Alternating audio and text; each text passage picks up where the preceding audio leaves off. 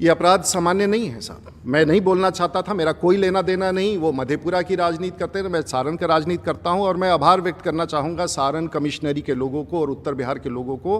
हम अपराध की दुनिया से अलग हैं, शांति में हैं। हम ना कोई दंगा चाहते हैं और हमारे हर समाज के लोग सारण जिला में सुख शांति से रहते हैं, चाहे किसी भी पॉलिटिकल पार्टी के हों, कोई भी विधायक हो, आरजेडी का हो, कम्युनिस्ट का हो, कहीं का हो।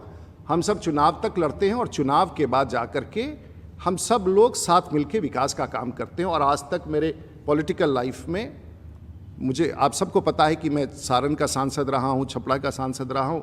मेरी लड़ाई बहुत ताकतवर लोगों से हुई है, लेकिन एक सीमा के नीचे मेरे जिला में कोई नहीं गया। और मैं उन लोगों का नाम नहीं लेना चाहता हूँ। मैं इतना ज़रूर कबूल करूँगा कि एक आपराधिक रूप से कभी किसी ने पॉलिटिक्स नहीं किया मेरे जिला में, और मैं उन लोगों का आभार व्यक्त करता हूँ जो सी में। तो ये चलिए आप इनका एक पृष्ठभूमि देखिए, और ये पत्रकारों के लिए है।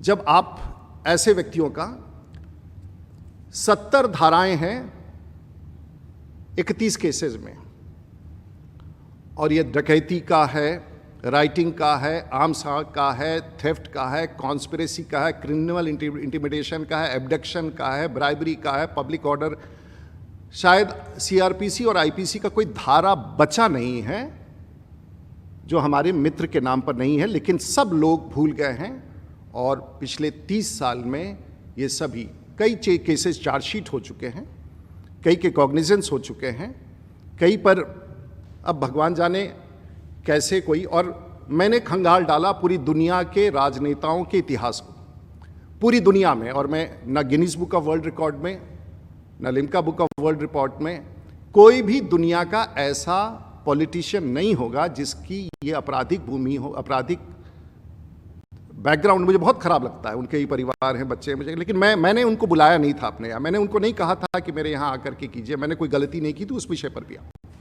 और मैं एपोलॉजेटिक नहीं हूं, मैं दावे के साथ कह रहा हूं कि मैंने तो इतना आपराधिक मामला, कोई भी धारा नहीं बचा है अगर ध्यान से देखेंगे, और वो सब छिपा हुआ है, कोई जानता नहीं है। केसों का धारा अगर आप ध्यान से पढ़ेंगे, कोई धारा ऐसा नहीं बचा है। नया सीआरपीसी और नया आईपीसी लिखना पड़ेगा किसी व्यक्ति के पृष्ठभूमि को बताने के लिए कि आखिर ये व्यक्ति है कौन, और क्यों छिपा हुआ है इस प्रकार से, और क्यों छिपा रखा है लोगों ने, और क्यों इसकी चर्चा नहीं करते हैं। मैं अगर अपराध करूं तो रात्र भर हम लोग सो नहीं पाते हैं। और इस प्रकार का, और इसमें कितने लोगों का दमन हुआ, कितना, मैं ये नहीं जाऊंगा, इसको मैं भी छोड़ देता हूं। क्योंकि इसके बाद के अगर तथ्य मैं आपके पास लाऊं तो आप दंग हो जाएंगे। आगे का इंतजार कीजिए, हम सब लेके आएंगे। क्योंकि मैं जानता हूं कि किसी राजनीतिक अपराधी से लड़ना कितना कठिन होता है। आपके ऊपर भी हो सकता है, आपके परिवार के ऊपर भी खतरा हो सकता है, मित्रों पर हो सकता है, पत्रकारों पर हो सकता है। लेकिन एक और बात है जो छिपाया गया। 2014 में आप लोकसभा का चुनाव लड़े, जीत गए, लेकिन उस समय आपने 19 केसेस छिपा के रखे थे। 17, 18, 19, 25 अनुसंधान का क्रम जारी है। और आपने एफिडेविट में गलत दिया था। उस समय अगर आपके इस खिलाफ कोई न्यायालय में जाता तो शायद, लेकिन ये जांच का विषय है, इस पर मैं टिप्पणी, लेकिन आपने सत्यों को छिपाया था।